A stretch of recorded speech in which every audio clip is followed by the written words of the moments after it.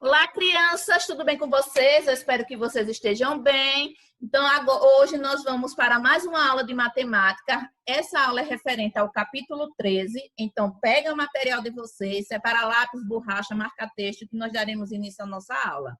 E como tema do capítulo 13, nós temos informações e dados em tabelas e gráficos. Neste capítulo, você vai aprender um pouco mais sobre a interpretação de dados em tabelas e gráficos, certo?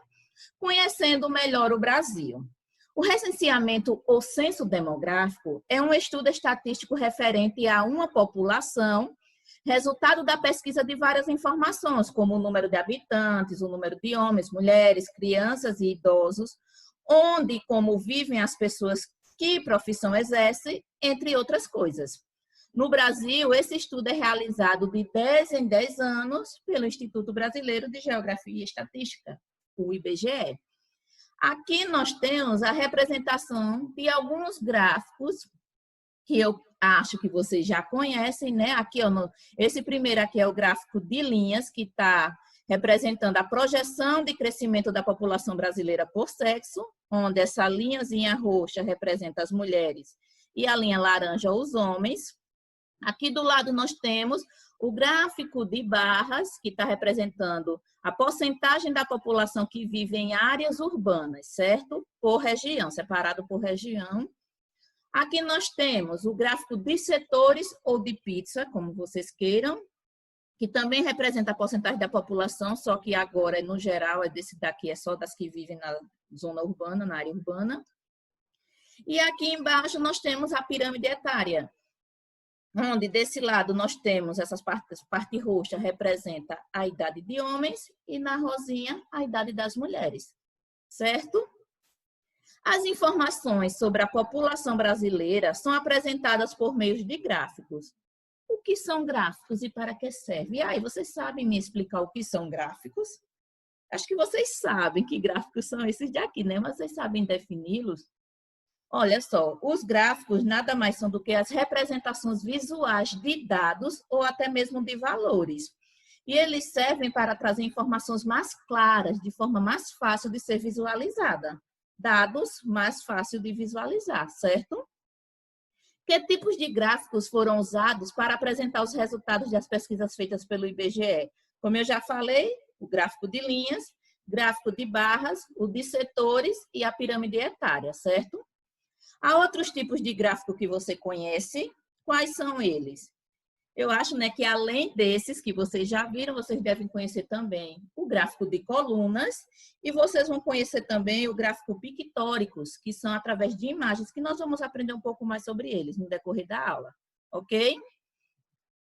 Aí agora, crianças, eu quero que vocês deem uma pausa nesse vídeo e vão colocar em prática tudo o que vocês sabem sobre os gráficos. Eu quero que vocês respondam da página 70 até a 74, certo? E depois vocês voltam para fazermos a correção. Mas eu vou corrigir algumas páginas só. Vamos lá. Eu espero que vocês já tenham respondido. Vamos começar aqui na página 70. O gráfico a seguir mostra a distribuição dos 11,3 milhões de analfabetos por regiões brasileiras em porcentagem. Então, esse gráfico aqui ele está mostrando o percentual de analfabetos por região. Só que esses analfabetos estão sendo contados de quem tem 15 anos ou mais, tá certo? Então, a taxa de analfabetos de 15 anos ou mais por região.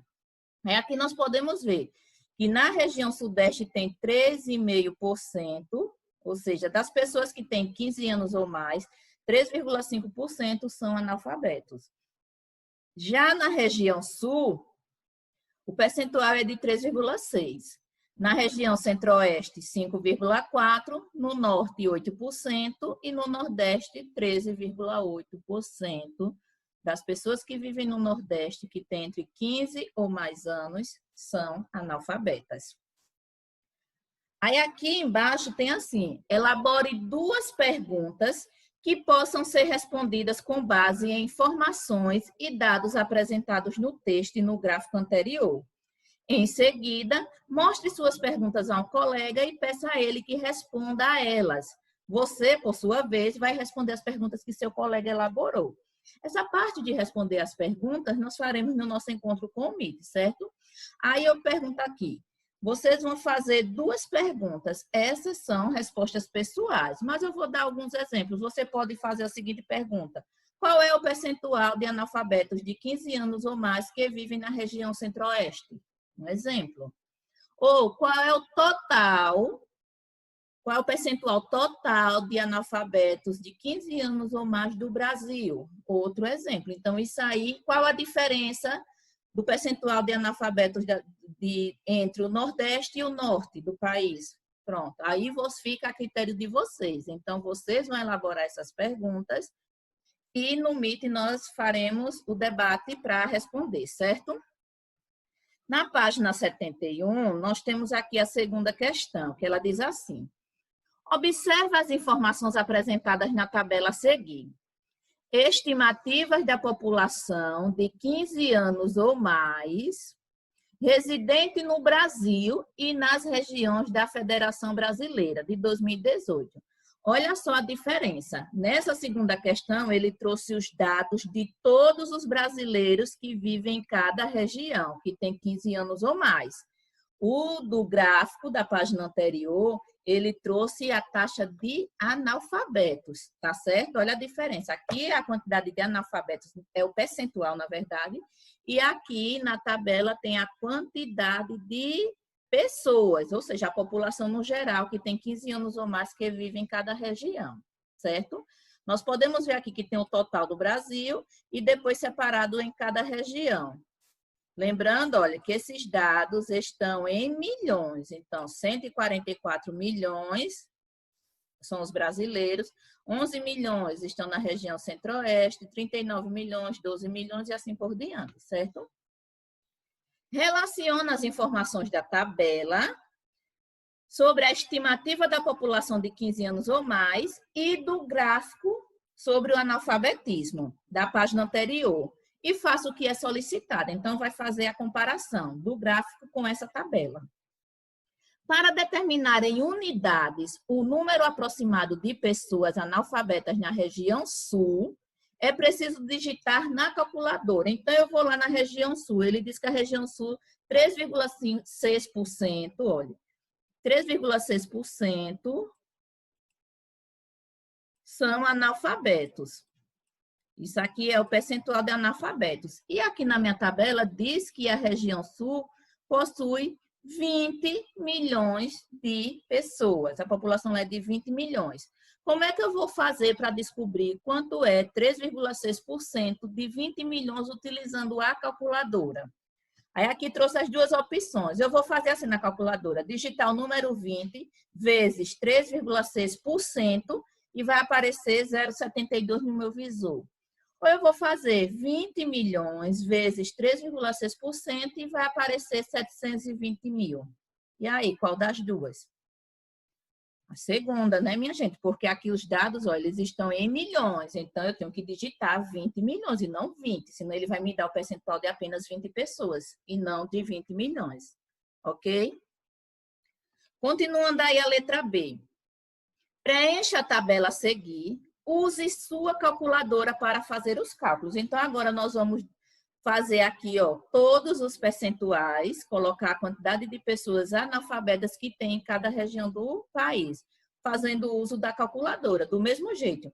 Vou pegar aqui, ó, região centro-oeste, eu vou dar o exemplo. Na região centro-oeste nós temos 11 milhões.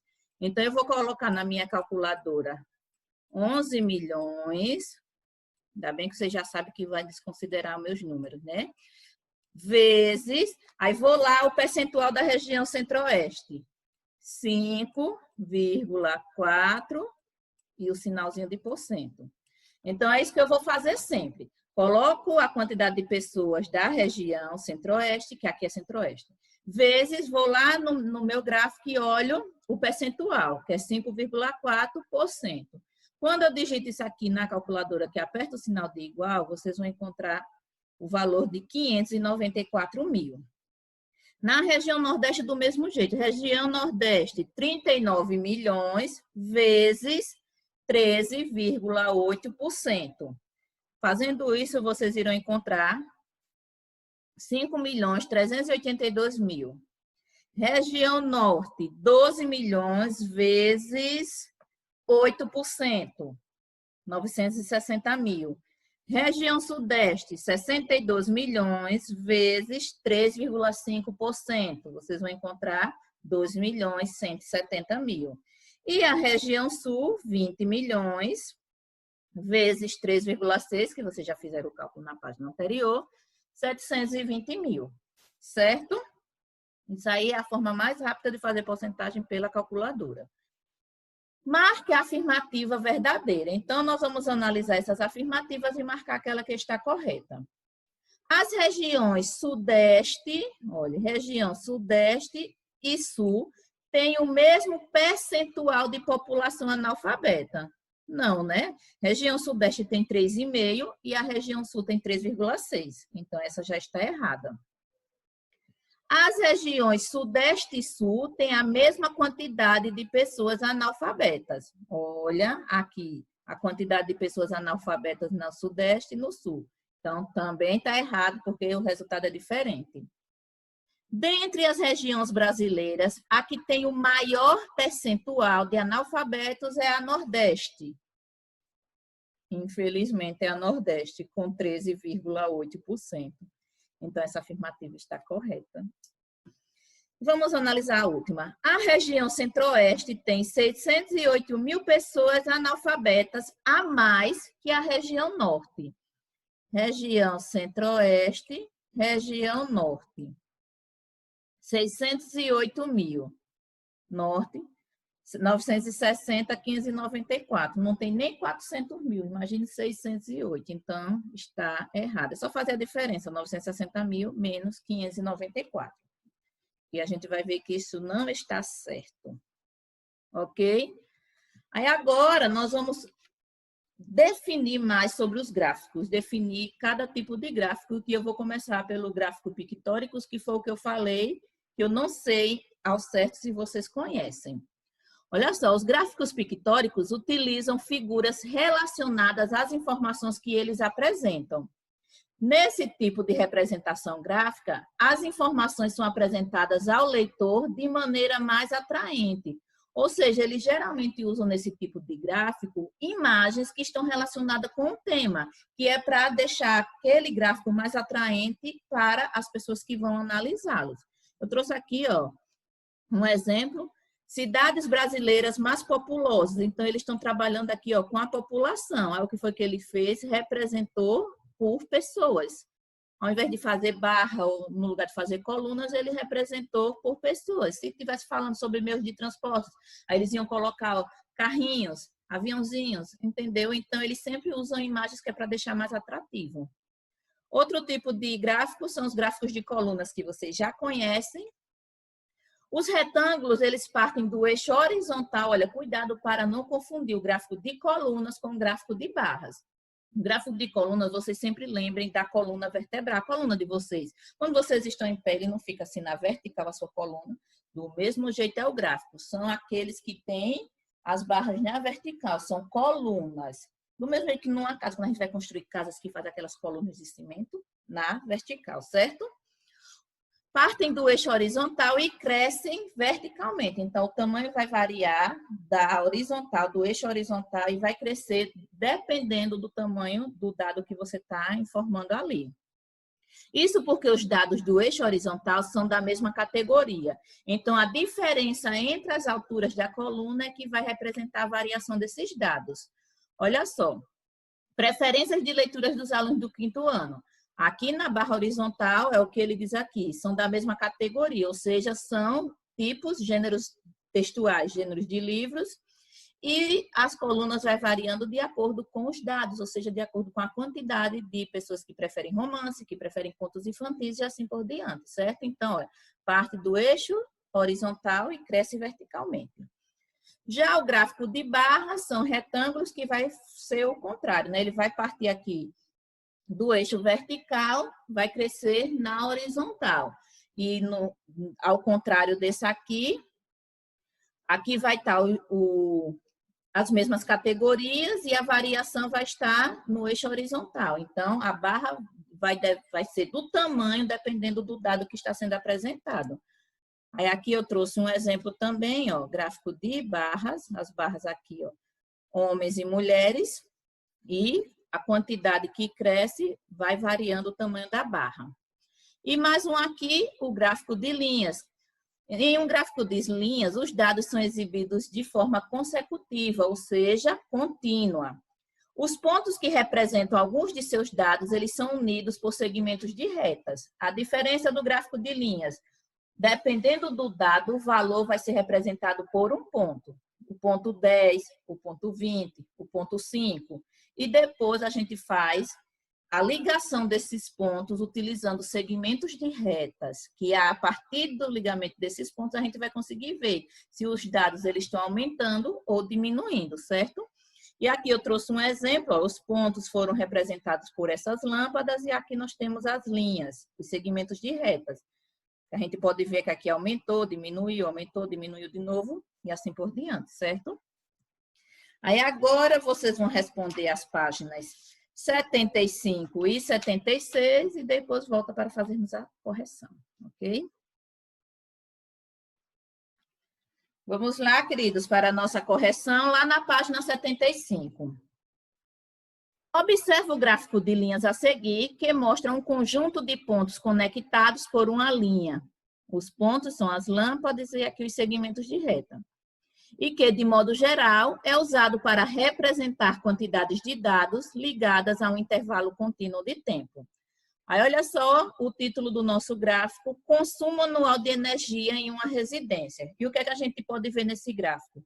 Os meses do ano, ou seja, de janeiro até dezembro, e aqui na vertical nós temos o consumo em quilowatts-hora, ou seja, o consumo que essa residência teve em janeiro, fevereiro, março, abril, maio e assim por diante. Então, vendo, então, cada ponto desse, em janeiro foi quase 60 kWh, ok? Em fevereiro, 100 e assim vai variando. Aí agora, na letra A, diz assim, ó, de acordo com o gráfico, que informações estão relacionadas entre si? Nós vimos que o gráfico ele apresenta os meses do ano e o consumo que a residência teve no decorrer do ano. Então, o consumo de energia em uma residência e os meses do ano, certo? Marque X nas afirmativas que apresentam a correta interpretação dos dados contidos no gráfico de linhas. Vamos ver aqui. Os meses que apresentaram o menor consumo de energia foram janeiro e julho. Janeiro e julho. Não, né? O janeiro foi menor, mas só que menor que julho ainda foi junho. Então, aqui, essa primeira está errada. Vão acompanhando aí no livro de vocês, tá bom? Aí, o segundo. Em janeiro, abril, junho, julho e novembro, o consumo de energia foi menor que 100 kWh. Janeiro, abril, junho, julho e novembro. Sim, todos abaixo da linha que representa os 100. Então, isso aí está correto. Houve um aumento de 100 kWh no consumo do mês de fevereiro para março. Fevereiro 100, março 120. Então, o consumo não foi de 100 kW, foi apenas de 20, né? E a última aqui, após o mês de setembro, o consumo de energia dessa residência aumentou somente de novembro para dezembro. A partir de setembro, desse outubro, exatamente, só aumentou de novembro para dezembro. Correto também. Letra C. Você considera que esse gráfico facilita a visualização dos dados apresentados? Por quê? Essa aí é uma questão pessoal, mas eu acredito que facilita, né? Mas se você acha que não, pode colocar sua resposta aí. Por que facilita? Pois no gráfico é possível visualizar mais facilmente se as quantidades cresceram ou diminuíram, porque você consegue ver acompanhando a linha, né? E comparar uma quantidade com outra, além de ler as informações de uma parte específica do gráfico. Então, você consegue visualizar mais fácil. Mas é pessoal, ok? Segunda questão, observe o gráfico de barras a seguir, que apresenta a estimativa do número total de mulheres e homens no Brasil em 2018, de acordo com os dados levantados pelo IBGE e publicados em agosto de 2018. É aqui, ó, população brasileira, um gráfico de barras. Aqui nós temos a quantidade de mulheres e nós temos também a representação da quantidade de homens, ok? De acordo com o gráfico, marque X na informação adequada. Primeira bolinha. Em 2018, a população brasileira era composta por 106.523.727 habitantes. E aí, isso é verdade? Não, né? Isso aqui é o valor da quantidade de mulheres e não da população brasileira, apenas as mulheres. Segunda bolinha, em 2018, a população brasileira masculina era maior que a feminina. Não, né? Mulheres, mais de 106 milhões, homens, mais de 101. Então, também está errado. Em 2018, a população brasileira tinha cerca de 208.400.000 habitantes. E aí, para nós sabermos, é só fazer o somatório aqui, né? Que, se vocês somarem, vocês vão ver que sim, dá mais de 208 milhões. Olha, só somando essa parte dos milhões já dá 207. 207 milhões 900 e pouco, vamos juntar aqui mais de 208 milhões. Então, esse é verdadeiro. Certo? E agora, vocês vão dar continuidade fazendo a atividade da página 76 e a página 77 e 78. E no Meet nós iremos corrigir, olha, as que faltaram aqui. 72, 73, a 74, 77 e 78, certo? Então, a nossa aula de hoje acaba por aqui. Espero que tenham compreendido. Anotem as dúvidas e no nosso encontro nós tiraremos, tá certo? Tchauzinho, pessoas. Até a nossa próxima aula.